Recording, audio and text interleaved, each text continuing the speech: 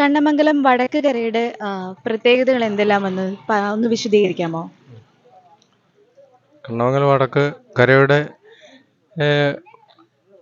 NSS കരയോഗം വർഷങ്ങളായി നടത്തിക്കൊണ്ടിരുന്ന ഒരു കരയോഗമാണ് ഇത്. ഇപ്പോൾ 2007 മുതൽ ഞങ്ങൾ സമ്പൂർണ്ണമായിട്ട് ഹൈന്ദവ കരയോഗം രൂപീകരിച്ചുകൊണ്ട് എല്ലാ ഹൈന്ദവരെയും കൂടെ കൂട്ടിച്ചേർത്ത് നല്ല രീതിയിൽ നമ്മളിപ്പം ഈ 2025 വരെ പോയിക്കൊണ്ടിരിക്കുകയാണ്. വരും കാലങ്ങളിലും ഒക്കെ നന്നായി തന്നെ പോകും എന്നൊക്കെ തന്നെയാണ് ദേവീനാമത്തിൽ നമ്മൾ വിശ്വസിച്ചുകൊണ്ടിരിക്കുന്നത്. ചെട്ടുകൊണ്ട ക്ഷേത്രമായിട്ട് ഞങ്ങളുടെ 6ാമത്തെ കരയാണിത്. ചെട്ടുകൊണ്ട കണ്ണമംഗലം വടക്ക് 6ാമത്തെ കരയാണിത്. ഞങ്ങളുടെ ഉത്സവാദി അടിയന്തരങ്ങളെല്ലാം പടിഞ്ഞാറ് വശത്തുകൂടി തന്നെയാണ് കയറാതെ. മറ്റൊരു കരക്കും അവകാശപ്പെട്ടതല്ല പടിഞ്ഞാറ് വശം.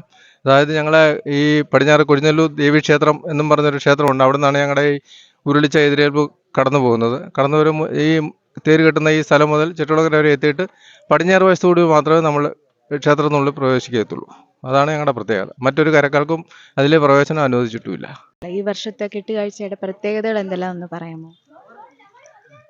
ഈ വർഷം ഞങ്ങൾക്ക് പ്രത്യേകിച്ച് ഇതിന് പണികളോ മറ്റു കാര്യങ്ങളോ ഒന്നും ഉണ്ടായിരുന്നില്ല. കഴിഞ്ഞ വർഷം ഞങ്ങൾ ഇതിൻ്റെ പണി പുതുതായിട്ട് 2 വർഷങ്ങൾ മുമ്പ് പൂർത്തിയാക്കിയതാണ്.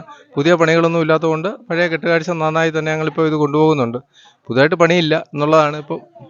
എങ്കിലും ഞങ്ങൾ എല്ലാവരും കൂടെ സഹകരിച്ച് നല്ല വൃത്തിയായിട്ട് ഭംഗിയായിട്ട് ഞങ്ങൾ കൊണ്ടുപോകാനായിട്ട് ശ്രമിക്കുന്നുണ്ട്. നാളെ മറ്റന്നാൾ കുംഭഭരണിയാണ്. കുംഭഭരണിക്ക് ഏകദേശം ഒരു 4:30 മണിയോട് കൂടിയിട്ട് തന്നെ ഞങ്ങൾ കെട്ടുകാഴ്ച പിടിക്കാനാണ് ഉദ്ദേശിക്കുന്നത്. വളരെ മംഗളമായിട്ട് ദേവീ സന്നിധിയിൽ എത്തിക്കാൻ വേണ്ടി ഞങ്ങൾ ശ്രമിക്കും. നമ്മുടെ കെട്ടുകാഴ്ച എന്ന് പറഞ്ഞു കഴിഞ്ഞാൽ ഇവിടെ 13 കരയിൽ ഒരു ഭീമനും പാഞ്ചാലിയും ബാക്കി 5 കരയ്ക്ക് തേരാണ്.